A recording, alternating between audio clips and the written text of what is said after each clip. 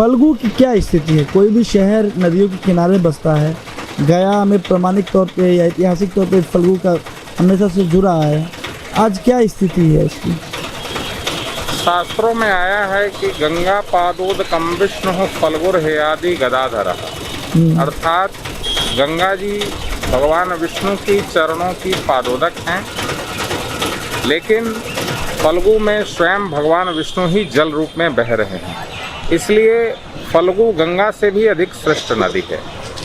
पर्यावरण के दृष्टिकोण से देखें तो फल्गु 3 नदियों का संगम है। इसमें एक मुहाने, दूसरा निरंजना और तीसरा गया में मधुस्रवा नदी मिलती है। तीनों मिलकर के यहाँ संगम बनता है और ये फल्गु बनता है।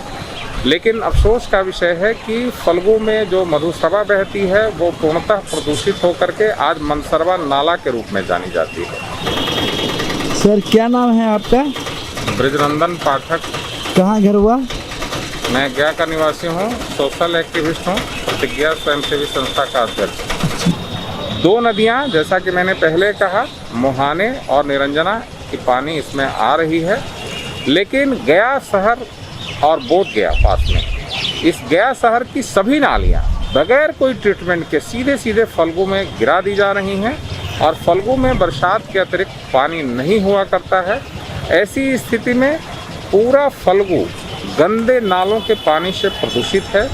इसमें संपूर्ण शहर का कूड़ा कचरा वर्षों वर्षों से फेंका जा रहा है और इसके अतिरिक्त दोनों तटों पर फल्गु के बेतरतीब ढंग से मकान बनाए गए हैं और इसे मकान आदि बना करके इसे छोटा किया जा रहा है।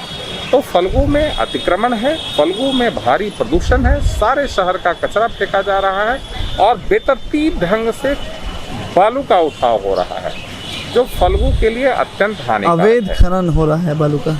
अवैध खनन भी है और ऑफिशियली खनन भी हो रहा है, जो नहीं होना चाहिए।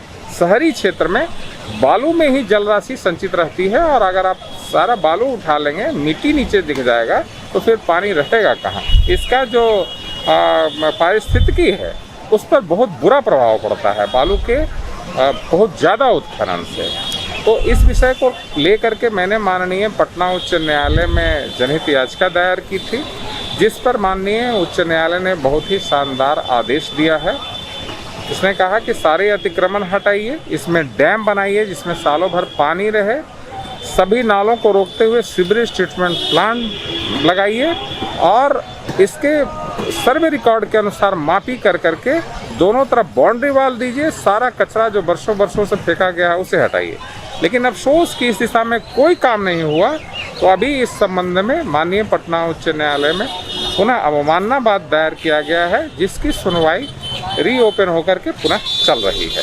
ये कब PIL हुआ था? सुनवाई कब हुई? 2011 में किया गया था और 2015 में इस संबंध में माननीय पटना उच्च न्यायालय के मुख्य न्यायाधीश महोदय के डबल बेंच से ये आदेश हुआ और आज भी इसकी सुनवाई पुनः चल रही है। तो और अगर हम पूछे उस आदेश पे काम कितना हुआ? कोई काम नहीं हुआ है।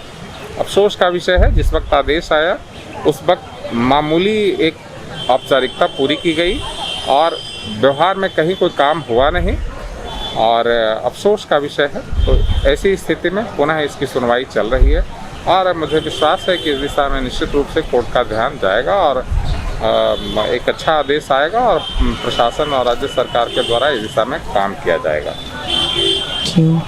अच्छा सर, ये अब तो सुन रहे हैं कि जो गंगा का से पानी आ रहा है गया में और लोगों को पानी की समस्या दूर होगी, वो किस तरीके की क्या है? मतलब अगर उसको कोई जानना चाहे, हम जैसे लोग, तो कैसे जानेंगे? देखिए, गया में पेयजल संकट बहुत ज़्यादा रहता है, विशेष करके गर्मियों में।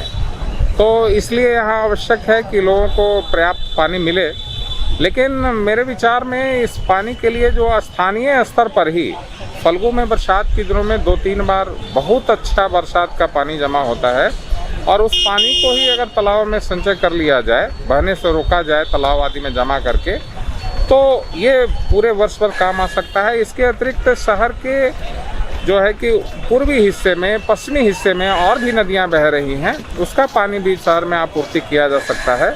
लेकिन अफसोस का विषय है कि इस दिशा में कोई कार्रवाई नहीं करते हुए, आगे नहीं बढ़ते हुए, एकमात्र ध्यान सरकार का गया कि गंगा जी का पानी जो है फतवा के पास से हलाया जाए, जो काफ़ी खर्चीला प्रोजेक्ट है।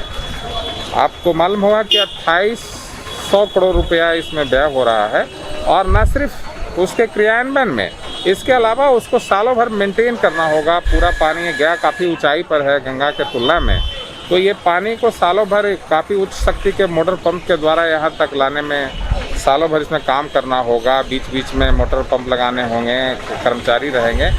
तो ये खर्चीला काम करने के बजाय अगर इसको स्थानीय स्तर पर ही गया के और आसपास की नदियों से इसमें अगर पानी को लिया जाता तो ज़्यादा बेहतर था और ज़्यादा आरामदायक था, सस्ता था और बेहतर पानी था।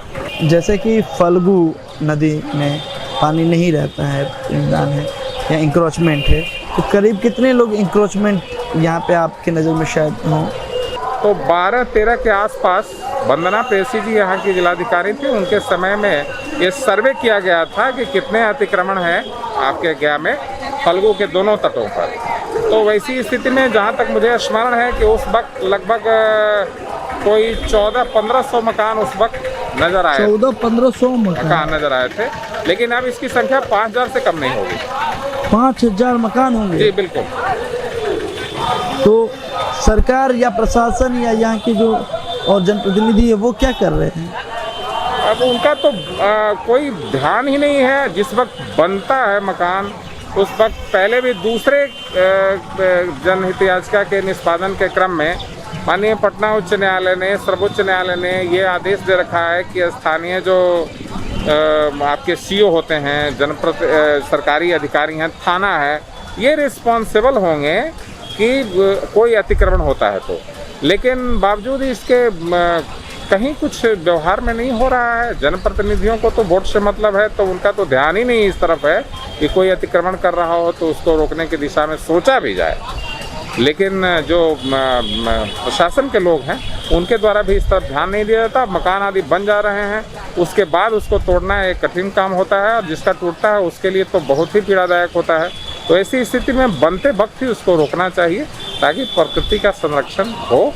और ये मकान आदि जो बन रहे हैं उसके तुलना में प्रकृति रहेगी तभी मानव रहेगा, इसलिए वो ज़्यादा आवश्यक है।